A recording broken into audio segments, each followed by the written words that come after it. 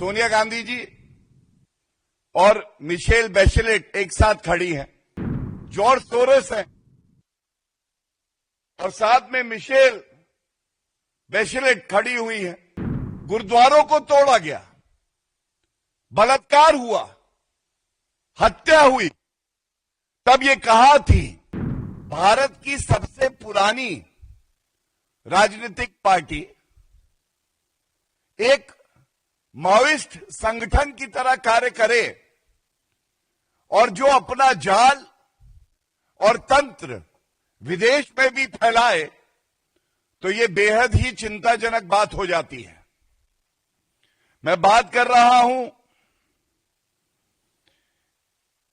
एक award ceremony हुई, Indira Gandhi prize for peace disarmament and development for 2024। मंच भारत का, नाम भारत की पूर्व प्रधानमंत्री जी का, लेकिन सोनिया गांधी जी की उपस्थिति में, नोट करिएगा, दो पहलू हैं इस प्रेस वार्ता के। पहला पहलू है भारत विरोधी, दूसरा पहलू है सिख विरोधी। सोनिया गांधी जी की उपस्थिति में मिशेल बैचेलेट ये पूर्व राष्ट्रपति चिली की रही हैं, इनको पुरस्कृत किया जाता है। और ये क्यों चिंताजनक है मैं आपको बताता हूं। ये पहली तस्वीर है, देखिए, कोई बहाना कांग्रेस पार्टी ना बना पाए इसलिए दिखा रहा हूं, एक एक करके आपके समक्ष दो तीन तस्वीरें रखूंगा। सोनिया गांधी जी और मिशेल बैचेलेट एक साथ खड़ी हैं। अब जानिए कि जैसे कांग्रेस का डीएनए भारत विरोधी है, वैसे ही जिनको पुरस्कृत करा गया ये भी क्या करती हैं। पहला, ये भारत की संप्रभुता पे प्रहार करती हैं और बड़ी जिम्मेदारी से मैं आपको बताता हूं, 42nd session of human rights council में, जिसकी ये अध्यक्षता कर रही थी, अनुच्छेद 370 संवैधानिक तरीके से संशोधित किया गया, हम सबको पता है। तो इन्होंने प्रश्न लगाया कि भारत में, कश्मीर में मानव अधिकारों का हनन हो रहा है और भारत की संसद को ऐसा कोई संशोधन नहीं करना चाहिए। तो पहली बात, राहुल गांधी जी तो संविधान दिखा दिखा के थकते नहीं है लेकिन पढ़ते नहीं है। संविधान संशोधन संसद लाएगी। Sovereignty means there would be no external interference. संप्रभुता का तो मतलब ही यही है कि बाहरी शक्तियों का हस्तक्षेप नहीं होगा। तो आज ये पूछा नहीं जाएगा, जिनको सोनिया गांधी की उपस्थिति में इंदिरा गांधी फाउंडेशन पुरस्कृत कर रहा है, पीस का, शांति का पुरस्कार दे रहा है, वो तो ये कहती हैं दखल अंदाजी करके हमारे अंदरूनी मामले में कि अनुच्छेद 370 को संशोधित नहीं किया जाना चाहिए और जो भारत के नागरिक हैं, कश्मीर के निवासी हैं, उनके मानव अधिकारों का हनन हो रहा है। दूसरा, ये तस्वीर भी बहुत कुछ कहती है, हम सब जानते हैं।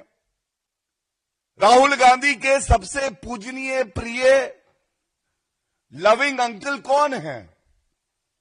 George Soros. जॉर्ज सोरोस और राहुल गांधी का एक आत्मीय रिश्ता है और जॉर्ज सोरोस का मकसद केवल भारत का नुकसान करना, सत्ता परिवर्तन करना और जो जनादेश है उसका अपमान करना है। अब आप ये देखिए, ये तस्वीर मैं आपको दिखा रहा हूं। ये तस्वीर जॉर्ज सोरोस है और साथ में मिशेल बैचेलेट खड़ी हुई है। ये अंतर्राष्ट्रीय शक्तियां जो भारत विरोधी कार्य करती हैं, भारत के संविधान का अपमान करती हैं, हमारे जनादेश का अपमान करती हैं, जिसको राहुल गांधी आगे बढ़ाते हैं, अब सोनिया गांधी भी पीछे नहीं हटेंगी। और ये दिखाई दे रहा है दोनों ऐसी शक्तियां मिल रही हैं। अब ये भी पूछा जाएगा, क्या हक है सोनिया गांधी जी को ऐसी महिला को पुरस्कार दे जो महिला, मैं बड़ी जिम्मेदारी से आपके सामने दो तथ्य रखूंगा, आप भी चिंतित रहेंगे। ये पुरस्कार ऐसी महिला को देते हैं जो हमारे सर्वोच्च न्यायालय में आस्था नहीं रखती है और उस पर सवाल उठाती हैं। दो उदाहरण, इनका वक्तव्य है कि एनआरसी जो असम में कराया जा रहा है, ये असम के जो निवासी हैं उनके लिए परेशानी का सबब है। क्या सोनिया गांधी जी को, राहुल गांधी को ये नहीं पता कि असम का एनआरसी सर्वोच्च न्यायालय के आदेश के बाद हो रहा है? अगर हमारे देश का सर्वोच्च न्यायालय कहता है एनआरसी करो, कौन होती है ये महिला कहने के लिए कि ये एनआरसी अगर हुआ तो ये अशांति फैलाएगा? क्या ये हमारी संप्रभुता का हनन नहीं है? और ठीक है, वो गैर है, गैर भारत विरोधी बात करे, समझ सकते हैं। सोनिया गांधी क्या हैं? क्या आज भी वो अपने आप को भारतीय नहीं मानती हैं? जिस देश ने उन्हें सम्मान दिया, जिस संविधान की शपथ उन्होंने अभी भी ले रखी है कि मैं संप्रभुता की रखवाली करूंगी, क्या ये उस शपथ का हनन नहीं है? क्या ये देश से गद्दारी नहीं है? और मैं गद्दारी शब्द का इस्तेमाल बहुत जिम्मेदारी से कर रहा हूं। ये कहना गलत नहीं होगा, कांग्रेस पार्टी आज गद्दारों की फौज है। सिर्फ इन्हें सत्ता चाहिए, सत्ता पाने के लिए ये भी किसी भी हद तक गिर सकते हैं। और मैं एक और तथ्य आपके सामने रख दूं, सर्वोच्च न्यायालय को लेके है। सोनिया गांधी जी को शर्म आएगी कि किस तरह से उन्होंने देश के हर नागरिक को अपमानित किया है। ये पुरस्कार मिशेल बैचेलेट को देके, सीएए आप सब जानते हैं संसद में पारित एक कानून है, इसको सर्वोच्च न्यायालय में चुनौती दी गई।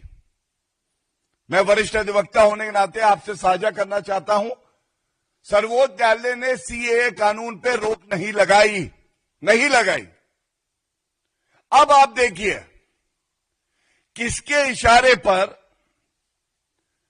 United nation human rights commission, जिसकी अध्यक्षता मिशेल जी कर रही थी, वो भारतीय नागरिक नहीं, लेकिन वो सर्वोच्च न्यायालय में एक अर्जी डालती है। हमारा अंदरूनी मामला है, क्या सोनिया गांधी और राहुल गांधी के इशारे पर यह अर्जी डाली गई सर्वोच्च न्यायालय में? और आप चेक करा सकते हैं, सर्वोच्च न्यायालय में एक अर्जी डाली गई। हस्तक्षेप करते हुए यह कहा गया कि सीएए आने से मानव अधिकारों का हनन होगा। अगर human right commission, United nation की जो बॉडी है, उसको पाकिस्तान में किस तरह से अल्पसंख्यक हिंदुओं, सिखों, जो ईसाई हैं, उनके मानव अधिकारों का हनन किया जाता है, नहीं दिखाई देता। अभी बांग्लादेश में हमने देखा किस तरह से मंदिरों को तोड़ा गया, गुरुद्वारों को तोड़ा गया, बलात्कार हुआ, हत्या हुई, तब ये कहा थी। इसका मतलब अभी भी सोनिया गांधी जी के लिए उनका जो जन्म स्थान है वो सर्वोपरि है। भारत का संविधान नहीं। जिस धर्म का वो पालन करती है वो ही सब कुछ है। क्योंकि ये बार बार पूछा जाएगा, जो इनके इशारे पर भारत की संप्रभुता पे प्रहार कर रहे हैं, वो पाकिस्तान और बांग्लादेश में जो हिंदू, सिख, ईसाई, जैन, बौद्ध, पारसी प्रताड़ित होते हैं, पूरी डेमोग्राफी बदल जाती है, इनकी जनसंख्या कम हो जाती है, जबरन धर्मांतरण होता है, उस पे ये लोग चुप क्यों रहते हैं?